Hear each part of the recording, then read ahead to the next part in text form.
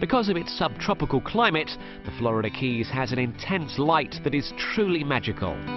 Once you add in the stunning nature, there's no wonder it's home to so many artists from all around the world, inspiring them to commit paint to canvas.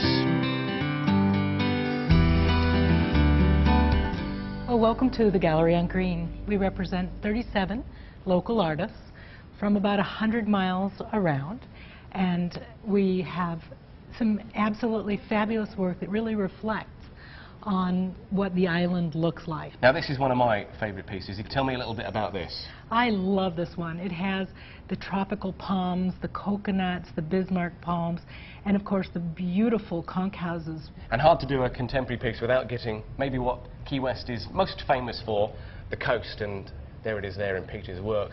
And it's not just pretty landscapes. Mario Sanchez was one of the best-known Cuban-American folk artists of the 20th century, and his work preserves the Key West of 100 years ago and honours Key West's colourful heritage.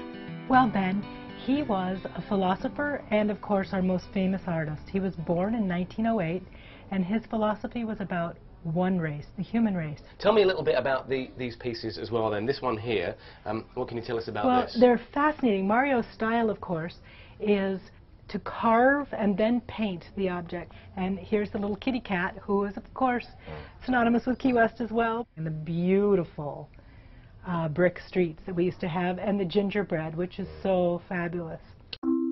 The art isn't just restricted to Key West. Head north to the Upper Keys and you'll reach this place, Isla Morada.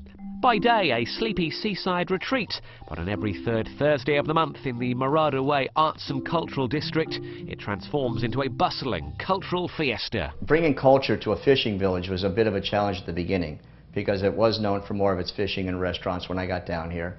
Per square mile, we have more galleries now, except for Key West, in all of the Keys. So the cultural movement has finally come our way. It's probably the mecca for the best nautical art in the entire country. And the more traction we get in the cultural district also lends itself to bringing other people in to ask what we're doing, and now we start sharing. This whole mile stretch, just incredibly vibrant, full of so many different types of art. But when you think of the Florida Keys, you think of maybe going fishing, eating some fantastic fish. You don't necessarily think of painting with fish or on fish, but this is what this man does. I'm a fisherman. I love to go fishing. I have a master's degree in printmaking, so one thing kind of led to the other. I put the paint on the fish. Mother Nature's going to put all the detail, the fins, the scales, and it's an old Japanese technique called gyataku. I have always been in and out of the Keys, and I really love snorkeling and diving and being out in the boat. And I think what I love about nature is all the vibrant colors out there, and especially under the water. And I've met other artists, and it's been a great source for me. And how good is this event that happens? Oh, this is wonderful.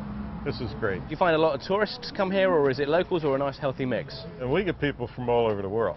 I mean, it's especially down here in the Keys in the wintertime, you know, it's the only place in the world to be. The colors and the light off the water here, because there's so much flats and ocean on both sides, I think it's like a big reflector, and there's just something about everywhere you look.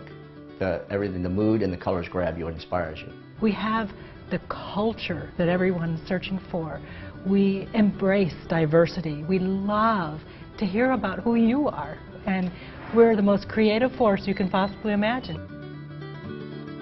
So I'm sure I'm not the only one surprised by the length and breadth that the arts and culture feature right along the Florida Keys, but maybe none more so than here in Key West. We're in Mallory Square, where the nightly sunset celebration is in full swing. So we're going to go enjoy the evening and team up with the crowds.